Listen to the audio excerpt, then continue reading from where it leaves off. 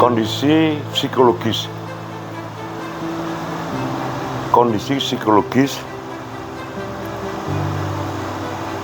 bangsa Indonesia. Itu satu.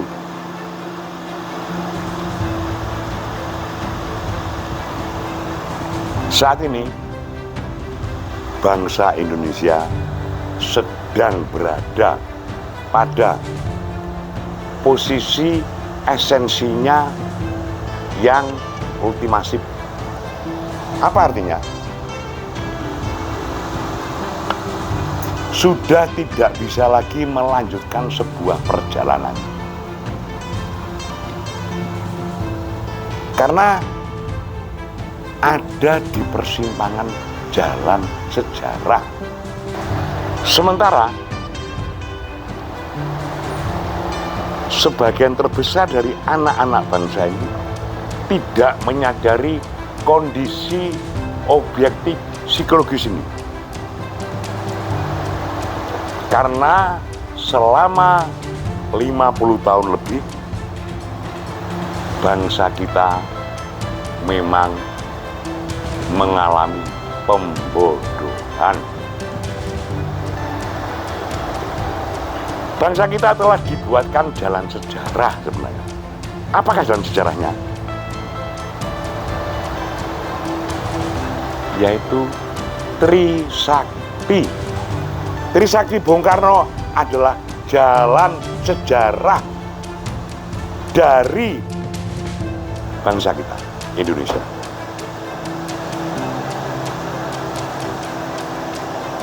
Karena Trisakti ini adalah kondisi psikologis bangsa Indonesia. Dia adalah konstruksi budaya kita, dia konstruksi sosial kita. Dan dari konstruksi-konstruksi ini harus dibangun sebuah struktur. Strukturnya selama ini yang kita rasakan hari ini adalah struktur yang rentan terhadap perubahan. Karena strukturnya menjadi abu-abu. Inilah kekacauan konseptual. Sehingga jalan sejarah ini buntu. Kita ini masih bermasa depan apa tidak? Sebagai anak-anak bangsa. Silakan. Kalau memang politik memerintahkan kepada rumpun kekuasaan untuk mendistribusikan keadilan, laksanakan. Di mana sulitnya? Politik memerintahkan, utamanya kepada presiden. Distribusikan keadilan, itu dulu.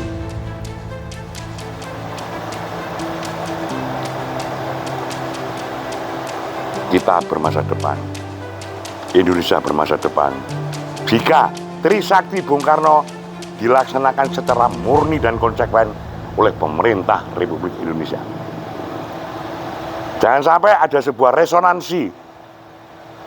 Resonansi artinya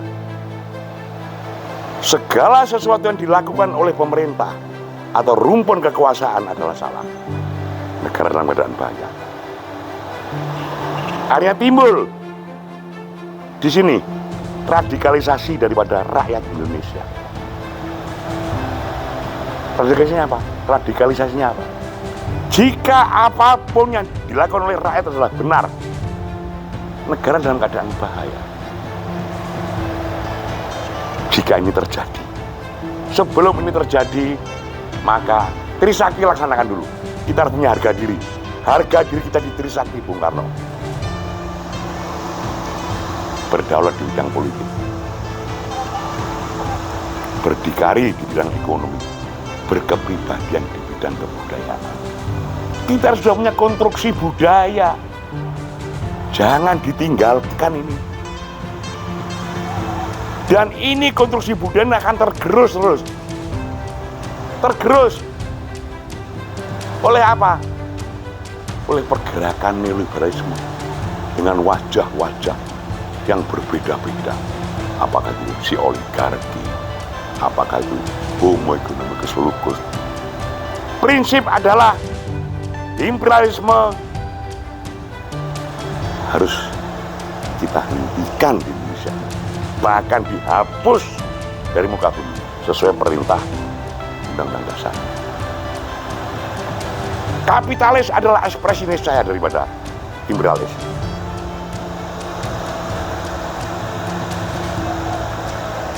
Mengapa kita selalu malu bicara soal merdeka? Merdeka artinya Pancasila kita pegang teguh. Musuh Pancasila itu apa? Ada musuhnya. Dia adalah kontra revolusi. Dan sekarang sudah bercokol di setiap lorong-lorong kehidupan sosial.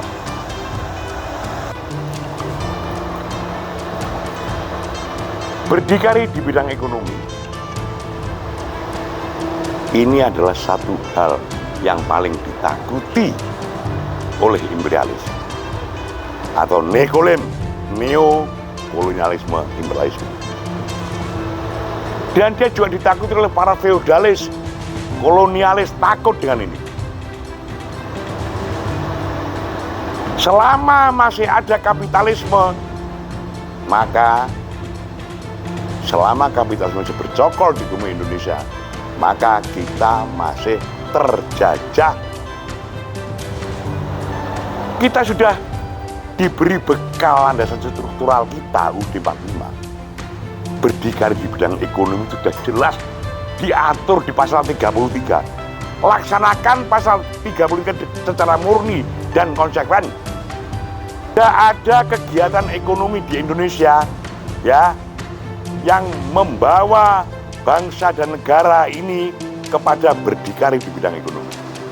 Tidak ada satupun. BUMN tidak. Apakah itu si Kadin, Kamar Dagang itu? Tidak. Himpunan Pengusaha Muda tidak. Apakah pedagang-pedagang kecil di pasar itu dia itu ekonomi berdikari? Tidak. Tidak berdikari dia. Semua telah menjadi sekrup kapitalis, menguatkan kapitalisme. Semua sektor-sektor real ekonomi di Indonesia ini dalam rangka penguatan ekonomi kapitalis. Laksanakan perintah konstitusi pasal 33 total tanpa tedeng aling-aling. Jangan suka memanipulasi data. Bangsa ini bukan seonggok data semata. Ukuran kemiskinan jangan pakai konsep Bank Dunia. Kita tidak pernah miskin sebenarnya di negara yang kaya raya seperti ini.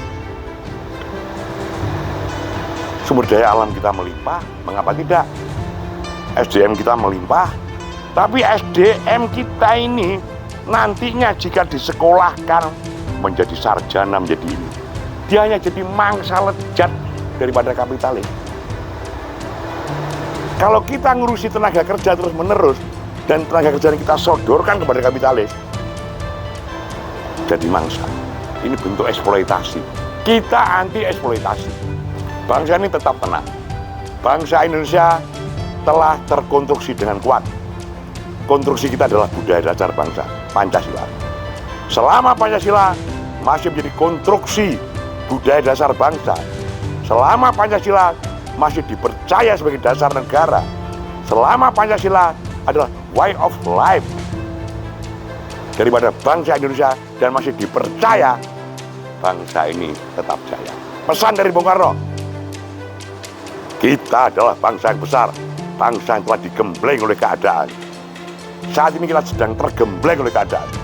Dan jadilah besar sebagaimana aku, tapi kau jangan jatuh seperti aku. Pesan Bung Karno. Merdeka!